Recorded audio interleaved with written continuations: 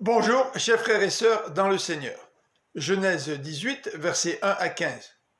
Voici la capsule numéro 18 intitulée « L'incrédulité de Sarah ».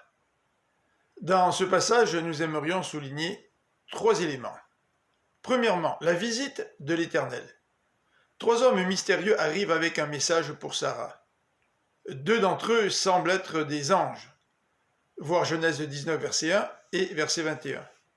À 4 reprises, le texte identifie l'un d'entre eux comme étant l'Éternel, qui parle directement à Abraham. Voir les versets 10, 13, 15 et 17.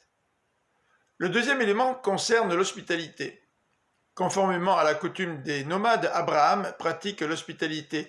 C'est dans ce contexte que Dieu va lui révéler, à lui et à Sarah, que dans 1 an, ils auront un fils. Cette révélation va mettre en évidence l'incrédulité de Sarah. En effet, Abraham et Sarah avaient dépassé l'âge d'avoir des enfants depuis longtemps. En entendant l'Éternel lui dire que dans 1 an, elle aurait un fils, Sarah rit en elle-même et l'Éternel la confronta. Saisie de crainte, elle mentit en disant qu'elle n'avait pas ri. Mais l'Éternel la confronta de nouveau en répétant qu'elle avait vraiment ri. Nous pourrions tirer 2 leçons de ce texte.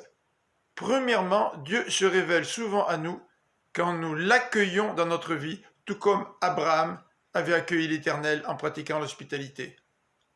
Ce n'est qu'en recevant le Christ par la foi que nous pouvons expérimenter le salut qu'il nous promet. Deuxièmement, rappelons-nous que rien n'est impossible à Dieu.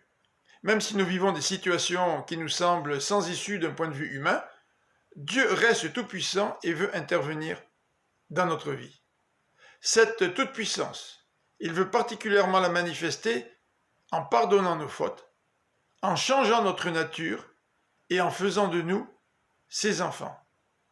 Voudrais-tu expérimenter l'action de Dieu dans ta vie? Je vous souhaite une bonne fin de journée. Que le Seigneur vous bénisse. À bientôt.